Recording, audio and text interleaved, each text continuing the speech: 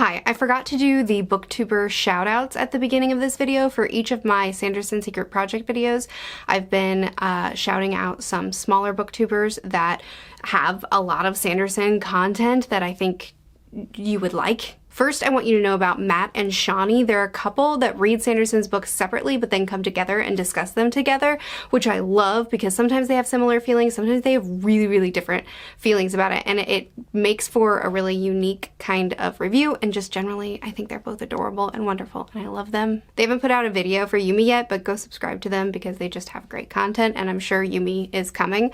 Then we have another booktube channel. He has already put out his Yumi review, and he was very positive on it. Generally, his reviews just don't let me down. He's really well-spoken and articulates his points really well, and I just enjoy his videos overall. And then finally, I'll recommend Fun Fantasy Books. She puts out a Sanderson video pretty much the moment Sanderson drops a book every single time. She's really good at concisely giving summaries and explanations for what she liked and what she didn't like in a very engaging way. You know what? A bonus one. I usually do 3, but let's give you one more. I really like He Who Speaks of Tales. He's just really sweet. I really like his vibe, and he gave a really good Yumi review. Anyway, I also forgot to mention at the beginning of this video that this is a full Cosmere spoiler video because there's a lot of Cosmere stuff in Yumi, so I talk about it, so you've been warned. And also sorry for the autofocus on this camera. I had to use a different camera for this review, and the autofocus on it sucks. Enjoy the video. Okay, so today I'm doing a spoiler-filled review for Yumi and the Nightmare Painter. This is Secret Project number 3. I'm also following Sanderson's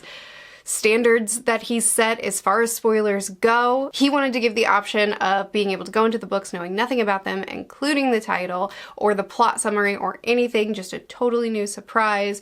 However, he and his team are using the official name and cover art for each book in their promotional stuff on their social medias, on the channel. They're using the name and everything as of the date of when it's published, or when it's traditionally published for everyone. So I'm basically just following Sanderson's lead on how I'm handling spoilers. Whatever he's doing, whenever he's starting to use the names and stuff, that's when I'm doing it. I know this has all been kind of unorthodox and it's led to people having different expectations, so that's why I'm just following Sanderson's lead. Yumi and the Nightmare Painter was so fun. I enjoyed this book so much. So I'm gonna start out with expectations, because when Sanderson first presented these secret books to us, the way he presented it to us was by saying we all know that Sanderson, well, I think we all know that Sanderson is a compulsive writer. I'm the compulsive reader. The way he engages with the world, the way he works through his emotions, the way he works through his way of understanding people and experiences is by writing them out. And because of that, he writes more than your average writer does. In 2020, when he was doing less traveling, when he had fewer obligations outside of his core obligations, he had a little bit more time and a little bit more stress, and the way he worked through that was through his secret projects. So these were fun projects for him. The purpose was to experiment and to play and to write stories as gifts to himself, to his wife, and that's how he presented it to us. So for those reasons, my expectations for these books have not been the next Stormlight or the next Mistborn. My expectation has been, wow, cool, some fun bonus books by an author I really like. And that is exactly what I've gotten out of Secret Projects 1 and 3. Technically 2 was also a lighthearted story. It just didn't work for me nearly as well. I didn't hate it, but it is one of my least favorite Sanderson books. Anyway, Yumi, so good! I can't tell yet if I keep saying, maybe in the next video I'll be able to tell you so I need to give you an answer. Do I love Yumi more or do I love Tress more? I don't know. I just still don't know. They're just such different stories, and I just still don't know. They were both so fun though. So Yumi. Brandon really pushed himself with this book. He really stepped outside of his comfort zone.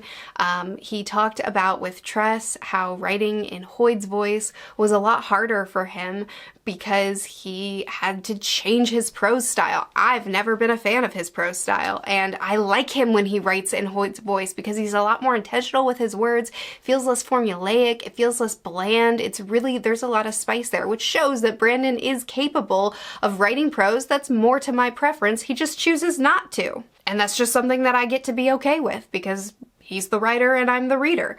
But anyway, I loved how he wrote this book too, because I really think between writing in Hoyd's voice, a more tamed Hoyd's voice, I think it was a little bit calmed down from Tress, maybe just because he was a coat rack the entire time instead of an active chaos creating machine. But with it being Hoyd's voice, with it being a totally different setting, a very Eastern inspired setting for both of the worlds that we were on. Man, I bought that.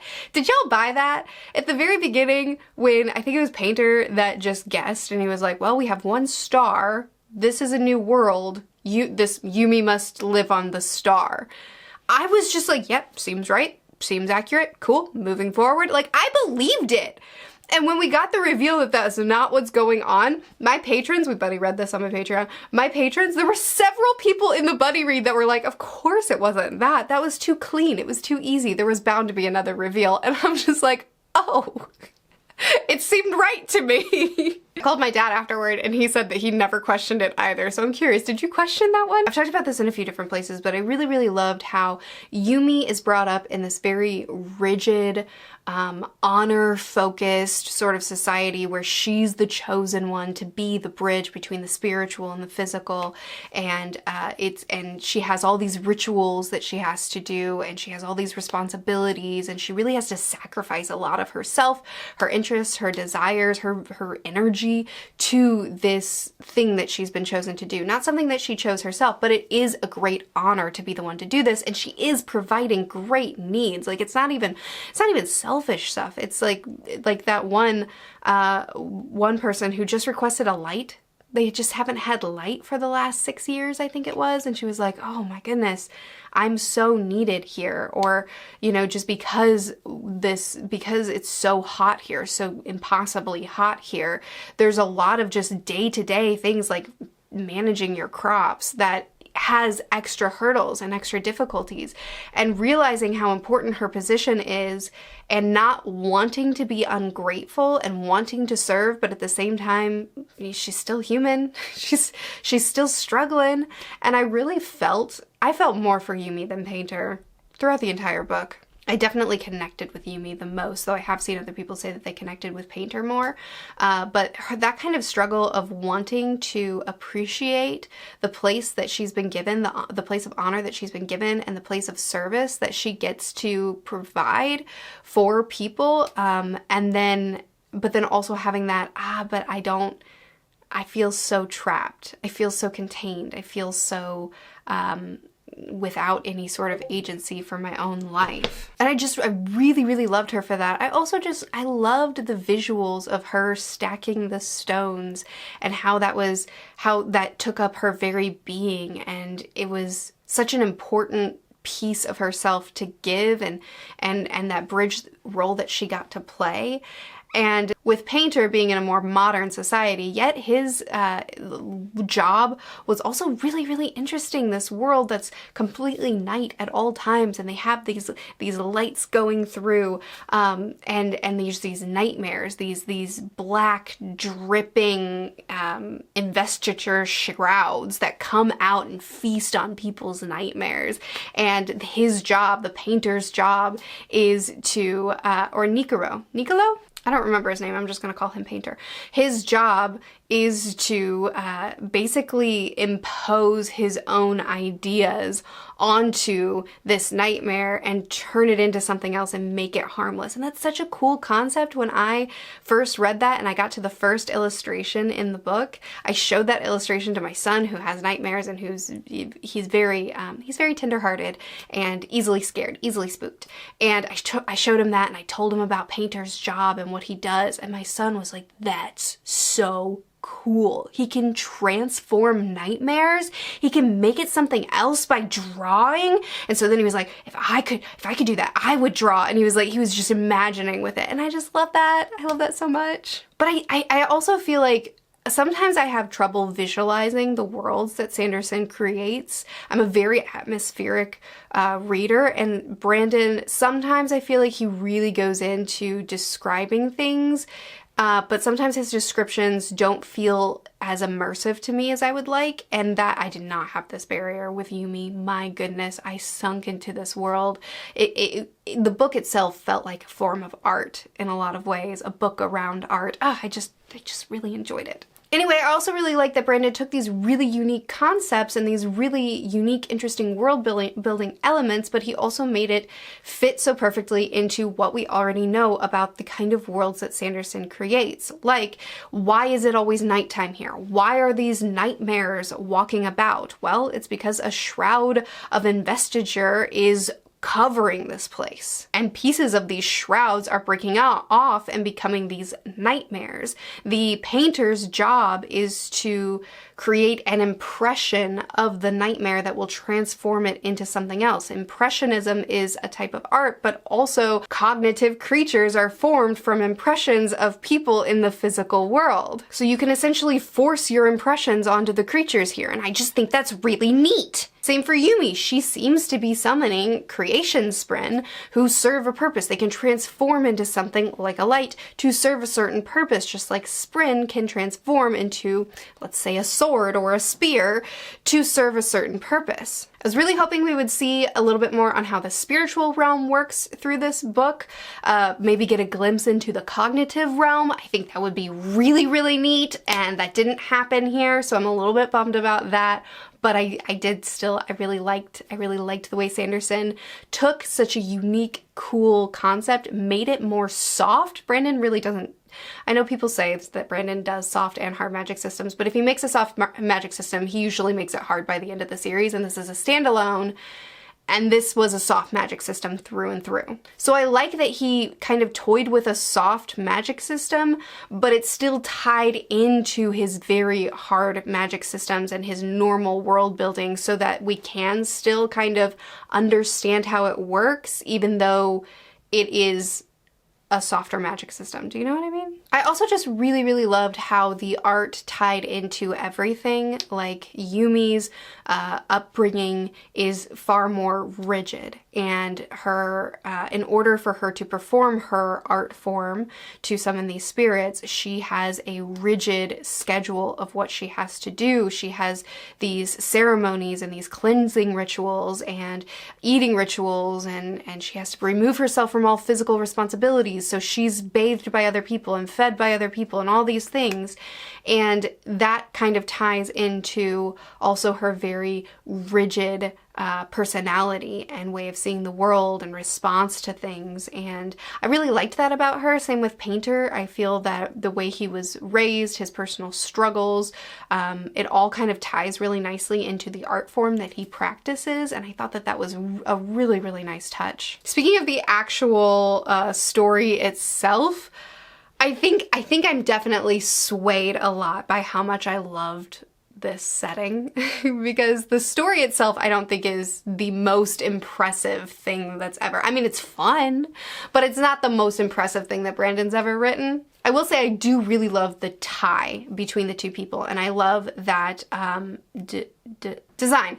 I really love that Design could see the tie between them. I really love saying Design. Design is so fun, and just the whole dynamic between her and Hoyd in this book was really, really fantastic. Also, what about Design saying that she doesn't make a good sword?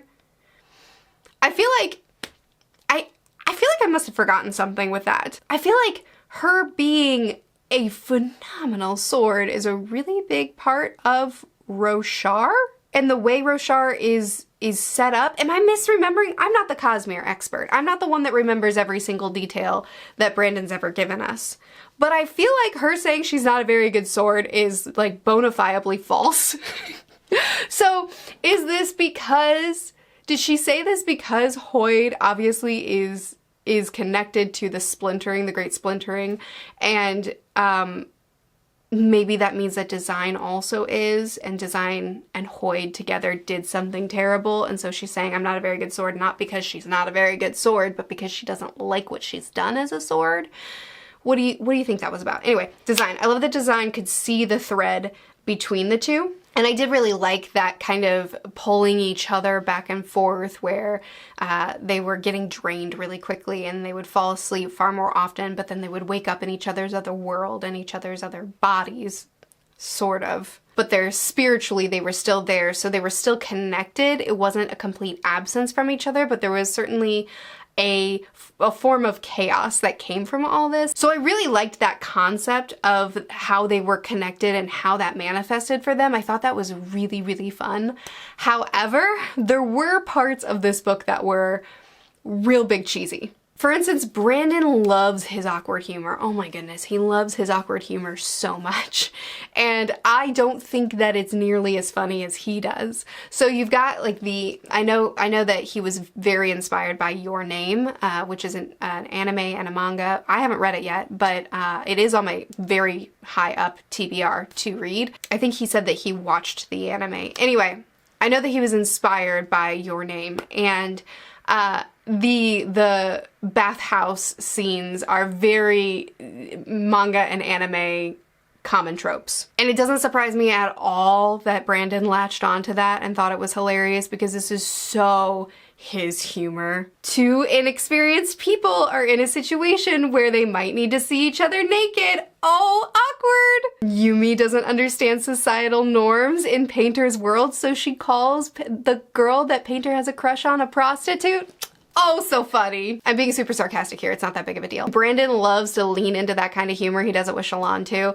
And it's just not funny to me. I mean, I don't care. It didn't ruin the book. It never ruins a book when it's in there. It's just not that funny to me. And he really leaned into it in this particular book. Plus we have tropes like a girl who never is allowed to pamper herself now goes on a shopping trip and buys new dresses for herself. And she feels pretty for the first time in her life. And then the boy sees her and he's in awe by her in a nice dress. Like, you know, it leads on some tropes that, you know, whatever. Just in general, actually, the romance in this book, I don't think that it's something to write home about. I don't think that it's the greatest romance ever written or would even make the list of a great romance, but I really wasn't fussed over it. And this is coming from someone who typically I get very fussed when a romance is a big part of a fantasy book. If I want romance, I'll go pick up a romance book, but for my fantasy, I want it to be very side plot. I don't want it to be a main driving force in the story, and it was here.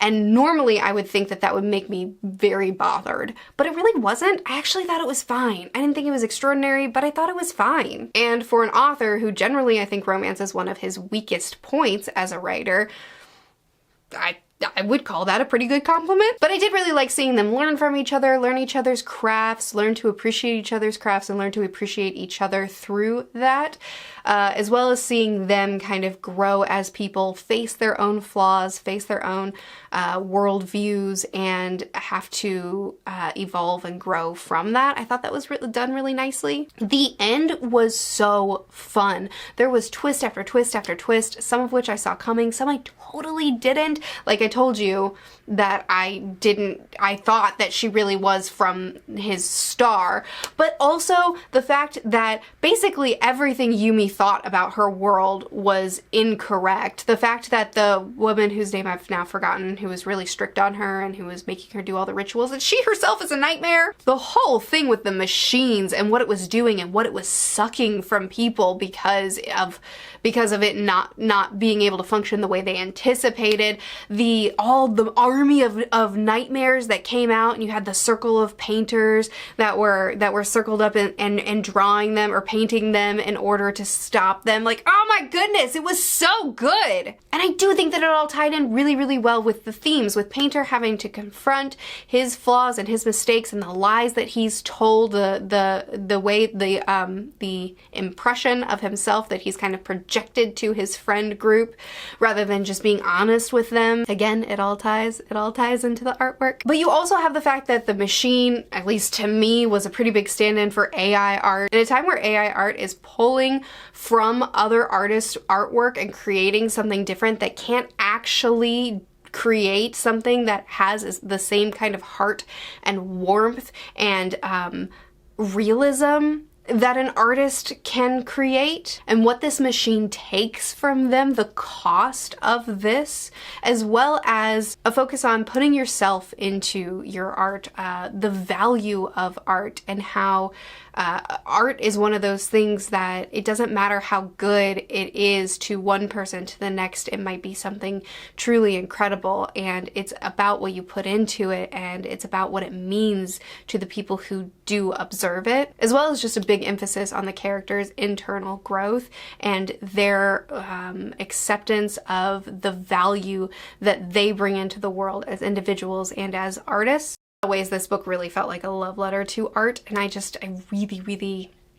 really liked it. And with all that, of course, we have to talk about the artwork within the book itself. If you listen to the audiobook, you should have also gotten a digital download, and I highly, highly, highly recommend you scroll through some of that artwork, because this is my favorite artwork of the three. That's not something I have to think about, that's just true. And I think the artwork in all three of the secret projects has been phenomenal. In fact, the artwork in Secret Project 2 is kind of what saved it for me. But the artwork in Yumi and the Nightmare Painter was astounding. It reflected the vibe of the book so well, and every time we got another page of art, I was just, I was soaking it in. I think it was perfect. I want to talk about the ending real quick, but before we do, I wanted to mention, so this is a Cosmere book where a lot of Cosmere lore is just kind of sprinkled throughout it. And again, I'm not your residential Cosmere expert, but one thing that I think we need to talk about is Virtuosity, which is another shard name that we got in this book. I think we only have one left now to learn, but it said that she splintered herself. What do you mean? Why? Why would a shard do that? I don't have any theories on that. I don't have anything to say about it. Hopefully you do, and you'd like to talk to me about it in the comments, because that one kind of blew my mind. Why would a shard splinter herself? Okay, now let's talk about the ending, because this is my other kind of my complaint with the awkward humor and a couple of the tropes and, you know, the cheesiness. That's just kind of like, that didn't land for me, but, you know, who cares? It's not gonna ruin a book. This also won't ruin the book, but this is my big complaint, and that's with the ending. So I really loved that it ended in a tragedy. I admittedly love tragedies. I think that they're compelling. I think that tragedies tend to stick with me longer than, you know, a clean, happy ending. And I think that a really bittersweet ending really fitted this book, because there were a lot of, there was a decent amount of foreshadowing for this, you know, with Yumi and the soap operas that she saw, or the shows that she saw, and she was very, very perturbed, very put out by the idea of a bittersweet end and two people being separated, I think it was. And a couple of things that were said that kind of led me to believe, are we actually having a bittersweet end here? And even after we did get that ending, and Hoyd said something like, I know this is hard, but not every ending gets to be what you expect it to be or what you want it to be, and sometimes that's the right ending, or something like that. I don't remember exactly what the Hoyd quote was, but he said something that felt very final and also was very poetic and seemed to fit the story really well. And I just think that bittersweet ending was perfect for this particular book. But I remember reading it and thinking, whoa, that's not like Sanderson. Not to say that he's incapable of a bittersweet end. Obviously, Mistborn Era 1 had exactly that, but he doesn't usually. he usually, I'll put it this way, Brandon loves his fake out deaths, and he loves his resurrections, and I hate that he does. And I don't know, I was really impressed, because I thought that bittersweet end fit perfectly with this particular story. And then Painter got out his paints. And I don't hate this ending. I think both can work. I think both are fine. But the fact that this romance wasn't something extraordinary. The fact that them being separated at the end and not being able to have the perfect happily ever after was foreshadowed. The thing that Hoyd said that was just really a poetic ending to it all when she was gone. And just the fact that it wasn't needed. It just wasn't needed. And I understand, once again, we'll go back to what I said at the beginning of the video, these secret projects, Brandon wrote for fun. He wrote as an exercise and as a way to let out stress and experiment and try new things. So naturally he's going to write the ending he wants, even if it's maybe not what I would say is the best ending for the book. Still could have changed it when he realized he was going to give it to us. Anyway, I have some questions. Again, I'm not the Cosmere expert, so maybe you can help me with this, because while I don't hate the ending that we got with Painter painting her and her coming out of it and yay, they're together, woohoo, happy ever after. Even though I don't hate that, I don't love it. I would have preferred the other ending. I don't hate it. However, how does it work? Because Painter is an impressionist. He takes something and he creates an impression of it, and then that kind of changes its shape and makes it into something else. So when Painter painted an impression of Yumi and then she stepped through it, did he essentially take a cognitive shadow and create his impression of Yumi? Because let's remember, they haven't known each other that long, and during the period of time that they've known each other, they've been really fixated on, okay, what are we supposed to be doing? Why were we called to do this? What do the spirits want from us? And also bickering a lot. They bickered a lot. So in the very short time that they knew each other, they didn't see eye to eye for a lot of it, and for the rest of it, they weren't telling each other their greatest secrets and heart's desires and innermost selves. They didn't have those conversations a lot. Not enough for someone to be able to bring a form of you into the physical realm. Like, she's physically a person now. She's not even just spiritually there. So I feel like what he did was he pulled a cognitive shadow out and put his impression of her, his idea of her, off of very little knowledge, and then just like, there's Yumi as I know her, but that's not actually Yumi, is it? And that's like really not romantic to me, if that's what happened here. In fact, it's a little bit disturbing, and we might need a horror sequel. I also have questions because I feel like with Kelsier and everything that happened with him, in, using hemalurgy to stabilize himself onto a physical body so that he could act in Era 2. And he was a splinter for a bit, so he had the power of a shard. He was a vessel. So how is it that Painter is able to do this with Yumi when Kelsier, how is Painter more invested than someone who is a vessel for a shard? And also, what are the implications of him being an impressionist and basically just putting his impression of Yumi on this thing that he's created as the new Yumi? Do you know what I mean? I might just be misunderstanding something, so you can tell me if that's what's going on here. But even without all the technical stuff, even if I'm wrong on every technical level here at the end, even if all of that is false, I still don't like the ending because it feels a bit like a cop-out. Just speaking as a reader, it feels a bit like a cop-out. I think the bittersweet ending was the right one, and this just feels like, but I want a happy ever after. Again, I'm not a Cosmere expert. I don't keep all these little details straight, and Sanderson does. When he does his live streams and people ask him a really abstract question, he knows the answer. So I'm not saying I know more than Sanderson. I'm just saying I don't get how this works, and the implications of it aren't romantic to me. Don't get me wrong. I'm just talking about my personal preference because, again, I buddy read this with a group of people. Some of us didn't like the ending. Some people loved the ending. So I'm not trying to be the objective voice here. I'm just sharing with you. I didn't really like this ending so much. Didn't ruin the book. I don't hate the ending that Sanderson chose. I just didn't really like it that much. Overall, my feelings on this book are obviously extremely positive. I do have my negatives, I do have my cons because, you know, no book is perfect, or no book is perfect for every individual, and this one wasn't perfect for me. But it was a ton of fun. It was so fun to see Brandon really push himself and really do something different. I loved that, and I think he did a really good job at it. I have my nitpicks, I have my qualms, I have some things that weren't perfect for me, but as an overall experience, this might be my favorite setting, my favorite atmosphere Sanderson has done. Is it my favorite book? No, of course not. But it was really, really fun. Anyway, I've rambled on for a long time. Let me know what you thought of the book. Did you like it? Did you not? Why? I post videos every Tuesday and Thursday on this channel, Mondays and Fridays on my other channel, which is always linked in the description. I'll see you again soon. Bye.